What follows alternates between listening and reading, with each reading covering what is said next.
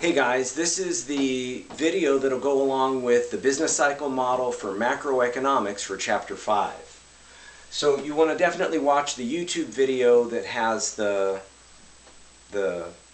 produced version of that, because I'm going to be sketching it out fast. It's not going to be as neat.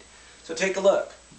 The business cycle model is a scatter plot model that outlines the relationship between real gross domestic product and time.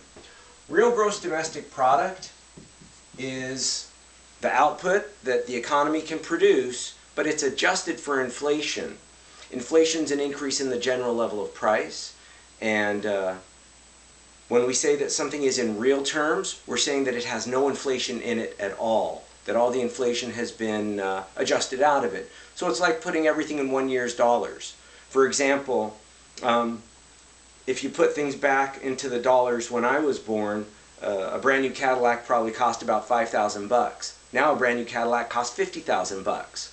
So we can put things back into 1 year's dollars, and that way we're comparing output, productivity, in constant terms. So we're going to have real gross domestic product on the vertical and time on the horizontal. Hey, make sure you watch the other video that has already been in your announcement. So we have two images here. There is a long run trend. Hey, the trend line is made from the actual data, and then you have these hills and valleys. This is actually the scatter plot, and that's going to be the short run actual adjusted output. Hey, anytime the economy is going uphill, it's expanding. At the top, that's a temporary maximum of real gross domestic product. Anytime the economy is going downhill, it's contracting. And at the bottom, that's the trough, and that's a temporary minimum of real gross domestic product. Hey, this trend line, it comes from the data, and we're going to be thinking about the economy operating above or below the trend line. So as the economy expands, we think of some likely things that will happen. Firms are going to want to produce more output. They're going to need more resources. They might make more investments into inventory. Inflation might go up because households are buying more stuff and firms are buying more stuff. We might see an unexpected decrease in inventories. We're probably going to see a decrease in transfer payments. Transfer payments are the redistribution of income by the government. So those are likely events. Those likely events are outlined for you in your book, and you definitely want to make sure that you read that part carefully. What happens in those are likely events of the expansion. Likely events of the peak are just more of what happens in the expansion. Likely events of the contraction, that's the opposite of what happens in the expansion.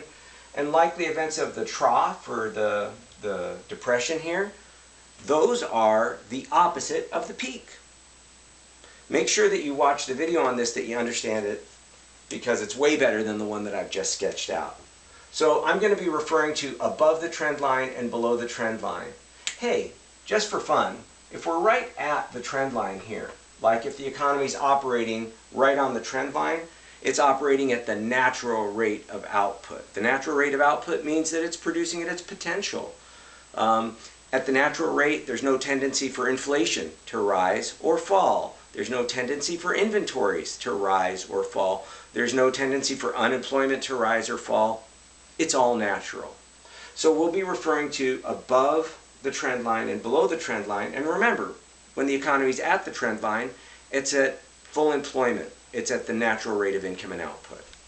Okay. So we want to talk about unemployment and how unemployment works with this trend line. So unemployment is it's a fraction. So we're going to take the number of unemployed people, and we're going to divide it by the labor pool. Hey, all this is in your book. And that's going to give us some percentage of unemployed people. So to be unemployed, remember, it's not just that you're out of work, it's that you've been employed, you're looking for work, and you are involuntarily separated from your job. So for example, if we have 7 million people that are unemployed, and you have 150 million people in the civilian labor pool, you have an unemployment rate of about 5%. Okay, so how does unemployment work with being above or below the trend line? There are lots of kinds of unemployment, and 5 of them, 5 kinds of unemployment, are in your book.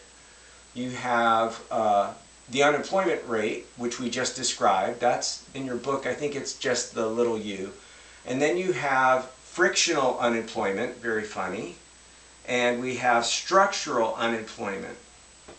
So we know what the unemployment rate is. Frictional unemployment, that's described in the book. Those are folks that they haven't found the best match yet for their job skills. So with frictional unemployment, it's very short-lived. You have workers that are available for work and jobs that need workers, and they match, they just haven't found each other yet. Structural unemployment is a little bit different. That's where you have workers that are available to work and jobs that are available, but the requirements of the job, it doesn't match up with the skills and the education of the worker. It takes much longer for those workers to find a job because they have to go get training or education or something like that. So remember, that's the unemployment rate that we just did. This is frictional. It's kind of like information based. It's short run. This is structural. It is it's where there's not a match between the skills of the worker and the requirements of the job. So there's a couple more that we need to discuss. There's a really important idea, the natural rate of unemployment. I'm pretty sure this is how it looks in the book. And the natural rate of unemployment is just the frictional unemployment plus the structural unemployment. Hey, lots of economists argue about this actual rate because there's a lot of discussion on what these percentages really are. But it's between about 4.5% and 5.5%. So when the economy has 4.5% and 5.5% unemployment, somewhere between there, a lot of economists think that the economy is at its natural rate of unemployment, kind of like at the potential of the economy to produce. Hey, there's a really important unemployment that talks about whether we are above or below that trend line, and that's cyclical unemployment. Cyclical unemployment. Cyclical unemployment is going to be the actual unemployment rate that we described earlier minus the natural unemployment rate. It's got to be like this, the actual minus the natural. That's the cyclical unemployment rate.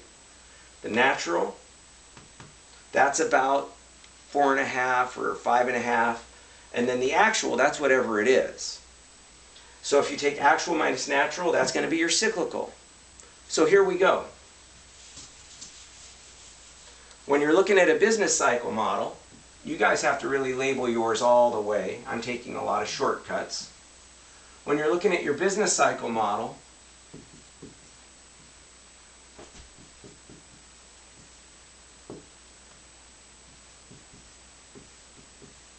if the economy is operating somewhere above the trend line, we can have a lot of assurance, a lot of confidence that we have very, very, very low unemployment. So if, let's say, for example, let's say that the natural rate's 5.5%. That's the rate that they use in your book as the example. If the natural rate's 5.5%, but the actual unemployment is 3.5%, you'd have a negative 2% cyclical unemployment. A negative 2% cyclical. It would be 3.5 minus 5.5. That's your negative 2% cyclical. Hey guys, if you have a negative cyclical, chances are the economy is operating somewhere above the trend line. If you have a positive cyclical, now remember, I'm talking about cyclical unemployment, not the actual, not the natural. So if you have a positive cyclical, chances are you're operating somewhere below the trend line, somewhere below the trend line. So what you want to use is a hey guys, if you have actually, with our example, 5.5, you'd be right at the trend line, the natural rate. So a negative cyclical, you're probably above. A positive cyclical, you're probably below. If, using our example of 5.5, you had 5.5, you're right at the trend line. You can't tell whether you're going down to the trend line or coming up to the trend line, but at least you know where you are. Hey, that's how we're going to use unemployment in determining if we're above or below the trend line. We'll have more videos for you coming up. Thanks for watching.